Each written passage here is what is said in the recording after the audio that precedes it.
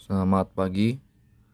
Hari ini kami akan menjelaskan mengenai capital budgeting atau dalam bahasa Indonesianya penganggaran modal. Capital budgeting adalah proses dalam pengambilan keputusan investasi jangka panjang, seperti pembelian aset tetap atau proyek baru. Keputusan ini sangat penting karena akan berdampak besar pada keberlanjutan dan pertumbuhan perusahaan. Pada presentasi ini kita membahas 3 poin utama. Itu pertama, pentingnya penganggaran modal, 2 jenis aliran kas investasi, dan 3 metode penilaian investasi. Arti penting capital budgeting. Capital budgeting berasal dari 2 kata. Capital artinya aset jangka panjang dan budget berarti rencana aliran kas. Jadi secara sederhana, capital budgeting adalah proses memilih proyek investasi terbaik berdasarkan analisis arus kas masuk dan keluar. Lalu jenis proyek. Dalam capital budgeting ada 2 jenis proyek. Yang pertama, mutually eksklusif, artinya kita hanya bisa memilih salah satu dari beberapa alternatif. Yang kedua, independent project, yaitu project yang tidak saling mempengaruhi, jadi bisa dijalankan bersamaan kalau layak secara finansial. Jadi aliran kas investasi. Aliran kas investasi dibagi menjadi 3. Initial cash flow, operational cash flow, terminal cash flow. Lalu metode penelitian investasi. Untuk menilai apakah suatu proyek layak atau tidak, kita punya beberapa metode. Berikut adalah yang paling umum digunakan. Payback period, discounted payback period, NPV, IRR, MERR, dan accounting rate of return. Payback period. Metode ini menghitung seberapa cepat modal investasi bisa kembali. Kalau proyek bisa kembali modal sebelum masa berakhir, biasanya dianggap layak. Tapi kekurangannya adalah tidak mempertimbangkan nilai waktu uang dan tidak memperhatikan kas setelah masa payback. Lalu discounted payback period sama seperti payback period, tapi disesuaikan dengan time value of money. Artinya nilai uang yang diterima di masa depan dihitung dengan discounting. Jadi ini lebih kuat dibanding metode sebelumnya. Lalu net present value, NPV. NPV membandingkan nilai sekarang dari semua arus kas masuk dan keluar. Di NPV positif artinya proyek menghasilkan keuntungan di atas biaya modal dan layak diterima. Contohnya jika investasi awalnya 1.000 juta dan nilai sekarang dari kas masuk totalnya 1.008 juta, maka NPV 78 juta sampai proyek diterima. Baik, selanjutnya saya akan menjelaskan internal rate of return. Internal rate of return adalah tingkat pengembalian proyek kalau IRR lebih tinggi dari biaya modal proyek diterima. Tapi IRR bisa misalkan kalau proyek punya arus kas yang tidak normal atau ada lebih dari 1 IRR. Makanya kita juga harus hati-hati saat menggunakannya. Dan berikutnya modified IRR, MERR. MERR dikembangkan sebagai perbaikan dari IRR. Ia menghitung tingkat pengembalian dengan asumsi reinvestasi pada tingkat biaya modal, bukan IRR itu sendiri. Secara teoritis, MERR lebih stabil dan realistis daripada IRR. Selanjutnya ada perbandingan proyek. Kita juga bisa membandingkan 2 proyek berdasarkan NPV dan IRR.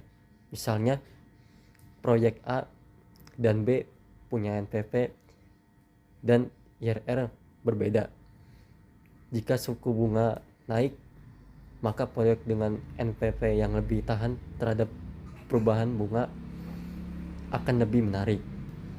Dalam grafiknya, titik potong NPV di proyek disebut crossover point, yang membantu kita memilih proyek tergantung pada tingkat diskonto. Dan penutupnya, sebagai kesimpulan, capital budgeting ada proses penting dalam investasi jangka panjang. Kita harus menganalisis proyek dari berbagai aspek, aliran kas, nilai, waktu, uang, dan risiko. Dengan menggunakan metode yang tepat seperti NPV, IRR, dan lainnya, maka tujuannya tentu agar perusahaan bisa mengambil keputusan investasi yang menguntungkan dan berkelanjutan.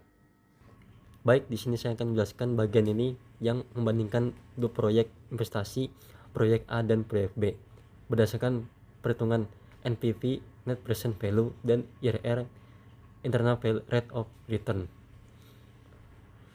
Di sini ada gambaran data proyeknya. Pertama, kita lihat dulu data kas masing-masing proyek.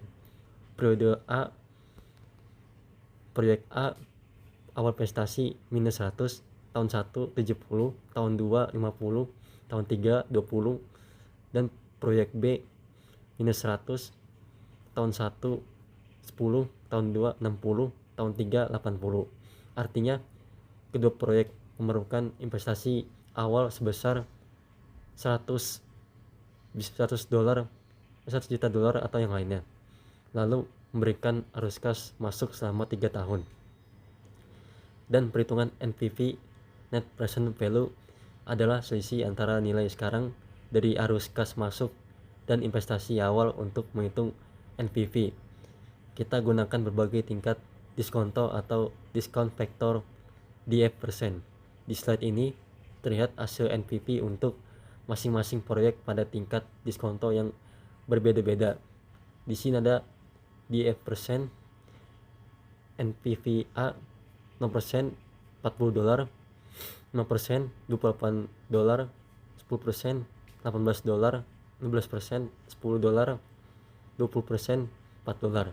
Sedangkan yang NPV B 0% $50, 5% $31, 10% $17, 12% $6, dan 20% minus $3. Di sini kita bisa lihat bahwa pada tingkat diskonto rendah 0 sampai 10% proyek B mempunyai NPV lebih tinggi. Tapi di atas 10% proyek A jadi lebih unggul. Bahkan pada diskonto 20% NPV proyek B menjadi negatif, artinya tidak layak dijalankan.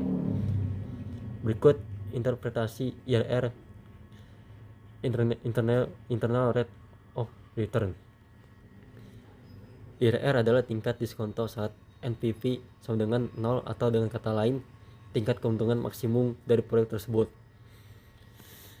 IRR proyek A adalah 23,6% dan IRR proyek B adalah 18,1%. Maka jika kita bandingkan, proyek A lebih menguntungkan dari sisi IRR.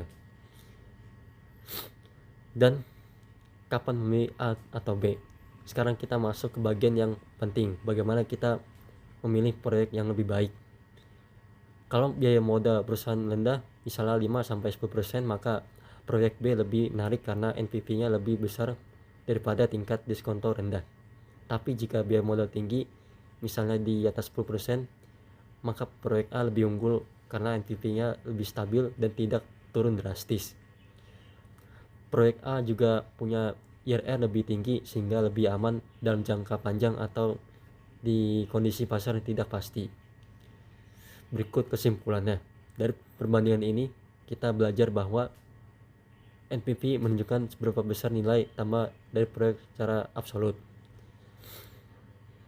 Berikutnya IRR menunjukkan seberapa efisien proyek dalam penghasilan pengembalian.